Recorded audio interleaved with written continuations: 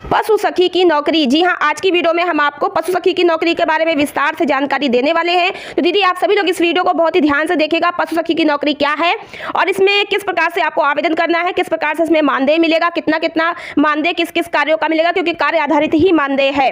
और इसमें आपको दस्तावेज क्या लगाने हैं, चयन किस प्रकार से होगा, पूरी जानकारी इस वीडियो में हम आपको समझा देते हैं। सबसे पहले आपको बता दें पशु सखी का क्या काम होता है। देखिए, पशु सखी का जो विशेष रूप से कार्य है वो पशुओं की देखरेख करना, पशुपालन को बढ़ावा देना, गांव में पशु पाठशाला लगा करके पशुपालकों को जानकारी देना और पशुओं की एक प्रकार से डॉक्टर भी ये होती हैं, क्योंकि पशुओं की विभिन्न बीमारी का इलाज करने की भी ट्रेनिंग इनको दी जाती है। तो ग्रामीण क्षेत्र में ग्राम पंचायतों में पशु सखी पशुओं की डॉक्टर दीदी के नाम से जानी जाती हैं। तो अब हम आपको इसकी विस्तार जानकारी समझा देते हैं। तो पशु सखी में अगर आपको आवेदन करना है तो कुछ दस्तावेज भी आपको जो है तैयार करके रखने होते हैं, जैसे कि आधार कार्ड, आपकी फोटो, आपके बैंक अकाउंट का पासबुक का फोटोकॉपी और आपका समूह का सदस्य पासबुक की फोटोकॉपी और आपका शैक्षिक योग्यता का अंक पत्र, प्रमाण पत्र, ये सब आपको दस्तावेज जो मुख्य मुख्य हैं ये आपको तैयार रखने होते हैं। आवेदन फॉर्म के साथ में आपको ये लगाने होते हैं। आवेदन आपको अपने ब्लॉक से ही करना होता है। बीएमएम के ऑफिस में जाके जानकारी कर सकते हैं पशु सखी के बारे में। तो पशु सखी के पद पर आपको आवेदन करने के लिए डॉक्यूमेंट तैयार कर लेने हैं। शैक्षिक योग्यता के बारे में अगर बात करें तो कक्षा 5वीं, 8वीं, 10वीं, 12वीं ये सब पास दीदियाँ आवेदन कर सकती है। लेकिन अभी जो है ऐप पर भी ऑनलाइन तरीके से जो डाटा है वो भेजा जाता है। तो इस वजह से अगर आपके पास एंड्रॉयड मोबाइल है, आप चला पाती है अच्छे से, तो आप इसमें आवेदन कर पाएंगी। अब लगभग सभी नौकरियों में 10वीं पास दीदी ली जा रही हैं, क्योंकि 10वीं पास दीदी जो है अच्छे से मोबाइल पर डाटा अपलोड कर सकती हैं। तो फिलहाल तो 8वीं से 10वीं 12वीं जो भी पास है, आप अपने अपने ब्लॉग से जानकारी करके इसमें आवेदन कर सकती हैं। पशु सखी बनने के लिए आपकी पात्रता मानदंड क्या है, योग्यता विशेषता क्या होनी चाहिए, वो यहाँ पर देखिएगा। पशु सखी बनने के लिए पहली योग्यता है कि उसी गांव के स्वयं सहायता समूह की सदस्य होनी चाहिए जहां पर जिस ब्लॉक में आप आवेदन करने जा रही हैं, समूह में जुड़ी हो और अपने गाँव के ही समूह में जुड़ी हो। गाँव में अगर आप निवास करती हैं तभी आप अपने ब्लॉक पे आवेदन कर पाएंगी।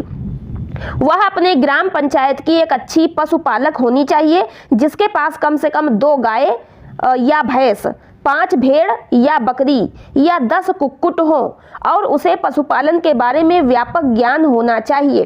तो मतलब यहाँ पे आपने समझ लिया कि पशु सखी के पद पर केवल समूह की दीदी ही नहीं, समूह में तो आप जुड़ी हैं, प्लस आप पशुपालक भी होनी चाहिए। आपके पास 2 गाय या भैंस हो, या फिर आपके पास 5 भेड़ या बकरी हो, या फिर 10 आपके पास कुक्कुट या ना मुर्गा मुर्गी जो होते हैं वो होने चाहिए। कुछ ना कुछ आपने पाला हुआ हो, ठीक है, तब आप इसमें आवेदन कर पाएंगी। और इन पशुपालन के बारे में आपको जानकारी भी होनी चाहिए। उसके बाद है चयन की जाने वाली पशु सखी के पास पशु हेतु एक अच्छे और स्वच्छ आवास की व्यवस्था होनी चाहिए। पशु स्वास्थ्य, प्राथमिक चिकित्सा पर मूल ज्ञान तथा पशुपालन से संबंधित मुद्दों पर अच्छा ज्ञान रखने वाले को प्राथमिकता दी जाएगी। चयन की जाने वाली पशु सखी को स्थानीय भाषा में लिखने और पढ़ने का कार्यात्मक ज्ञान होना चाहिए। शैक्षिक योग्यता को प्राथमिकता दी जाएगी। चयन की जाने वाली पशु सखी के पास अच्छा संचार कौशल होना चाहिए, साथ ही वह अच्छी प्रेरक होनी चाहिए। चयन की जाने वाली पशु सखी को स्थानीय भ्रमण पर अपनी ग्राम पंचायत में पशुपालन में सहयोग देने में कोई बाधा नहीं होनी चाहिए। चयन की जाने वाली पशु सखी को एनआरएलएम द्वारा आयोजित विभिन्न प्रशिक्षण और भ्रमण राज्य के भीतर बाहर के लिए सदैव तैयार होना चाहिए। चयन की जाने वाली पशु सखी की अधिकतम आयु सीमा 45 वर्ष होनी चाहिए। 18 से ऊपर इसमें ली जा रही है, कम से कम एज नहीं बताई गई है, यहाँ पर अधिक से अधिक बताई गई है 45 वर्ष।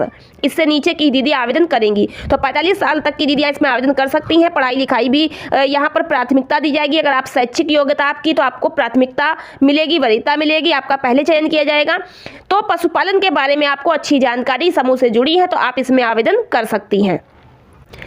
अब प्रश्न है कि पशु सखी के कार्य क्या क्या होंगे, उत्तरदायित्व, भूमिकाएं। देखिए, पशु सखी अपने गांव में चुनी गई महिला किसानों के लिए हर महीने जो पशु पाठशाला है उसका आयोजन करेगी। प्रत्येक महिला किसान या उत्पादक सदस्य के अनुसार आवश्यक जानकारी एकत्र करना एवं पशु संबंधित आंकड़ों जैसे पशु आबादी, मवेशियों के प्रकार, दूध उपज, रोग आदि पर नवीनतम जानकारी प्रदान करने का काम करेगी। मुख्य रूप से वंचित वर्ग को पशु आधारित आजीविका गतिविधियों को अपनाने के लिए प्रेरित करेगी। ग्राम पंचायत के व्यक्तियों के साथ चर्चा करेगी, पशुओं के लिए गांव की उपलब्ध संसाधनों का पता लगाएगी। वह एक एंटरप्राइज के रूप में लेने के लिए कुक्कुट बिक्री, बकरी डेयरी आदि हस्तक्षेप और ब्याज की संभावना पर पता लगाएगी। ठीक है, इसके अलावा है कि वह प्रशिक्षण, पशुधन प्रचार और प्रबंधन प्रदान करेगी। पशुपालन विभाग के समर्थन के माध्यम से पशुओं के पालन के लिए टीकाकरण, डीवर्मिंग और बुनियादी प्रबंधन पद्धतियों में सहायता प्रदान करेगी। वह मृत्यु दर, जन्म दर आदि का रिकॉर्ड नियमित रूप से आधार पर किसानों के कार्ड में दस्तावेज एकत्र करेगी। वह सभी पशुपालकों को मूल्य श्रृंखला, वैल्यू चेन और विपणन के साथ जुड़ने में सहायता व प्रोत्साहित करेगी। वह उत्पादक समूह के गठन में समर्थन करेगी। वह पशुपालकों को पशु बीमा के लिए प्रोत्साहित व आवश्यक सहायता करेगी।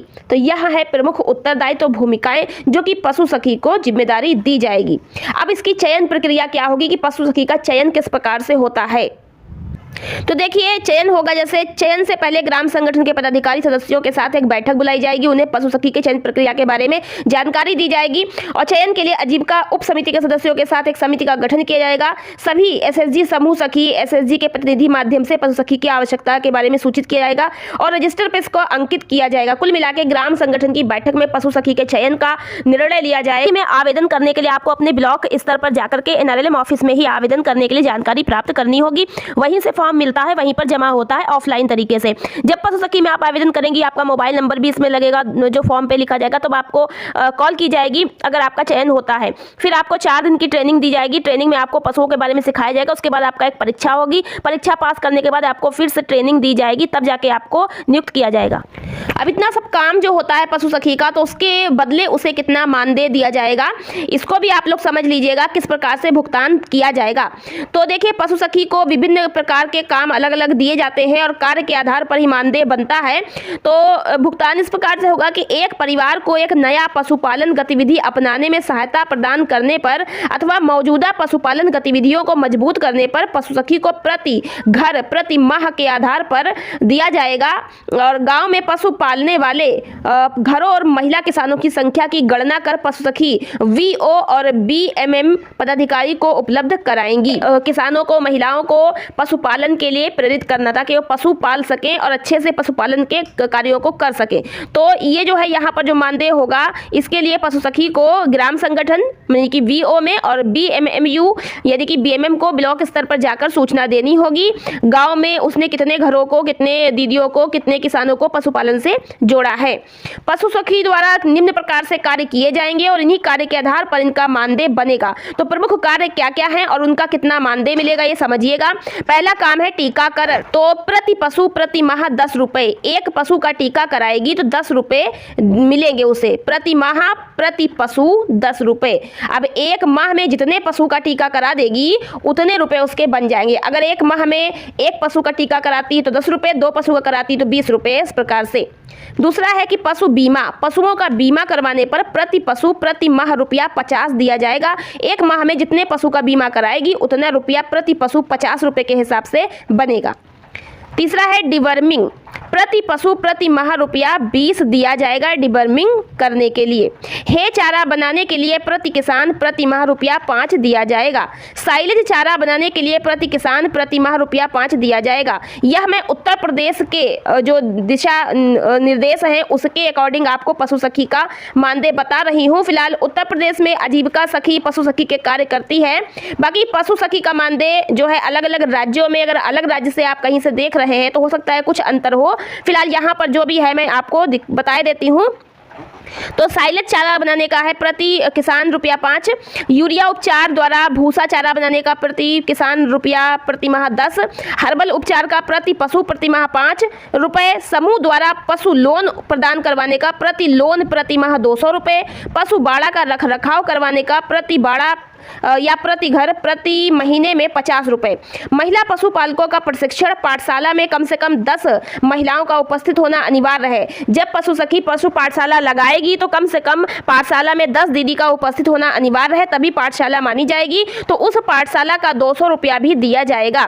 पूर्ण प्रोफाइल आधारित जानकारी भरने पर प्रोफाइल प्रति फसल ऋतु या वर्ष में आवश्यकता अनुसार भरी जाएगी। तो इसका आपको प्रति महिला किसान रुपया 30 मिलेगा। बेसिक प्रोफाइल जानकारी भरने पर प्रति महिला किसान प्रति माह रुपया 10 मिलेगा। तो यह है कार्य जो प्रमुख रूप से पशु सखी करेगी और इन्हीं कार्यों के हिसाब से इनका मानदेय बताया गया है जो कि मिलेगा। और जितने भी कार्य ये महीने में कराएंगी, पूरे महीने में जो जो कार्य कराएंगी उसको अपने जो पाठशाला का रजिस्टर बनाएंगी बैठक का, उसमें लिखेंगी। तो पशु पाठशाला का रजिस्टर कैसे बनाया जाता है इसको लेकर के मैंने अपने सेकंड चैनल SHG वॉइस पर वीडियो अपलोड कर रखी है, आप जाकर के देख सकते हैं। तो उस वीडियो में आपको जानकारी पूरी मिल जाएगी। अगर आप लोग कमेंट करेंगे तो हम उस पर वीडियो जल्दी ही बनाकर यहाँ पर भी आपको जानकारी प्रदान कर देंगे। तो चलिए, ये जो जानकारी मैंने आपको दी पशु सखी का जो है पूरा मैंने आपको समझा दिया है, किस प्रकार से इसमें कार्य करना है और किस प्रकार से मानदेय मिलेगा। आशा करते हैं इस वीडियो से आपको काफी कुछ जानकारी समझ आ गई होगी पशु सखी की। तो वीडियो पसंद आई लाइक और शेयर कर दीजिएगा, चैनल को सब्सक्राइब करके जाइएगा अगर नहीं किया है, और जिन्होंने किया है उनका धन्यवाद, ताकि आपको ऐसे ही नई नई वीडियो देखने को मिलते रहे। आज की वीडियो में इतना ही, धन्यवाद।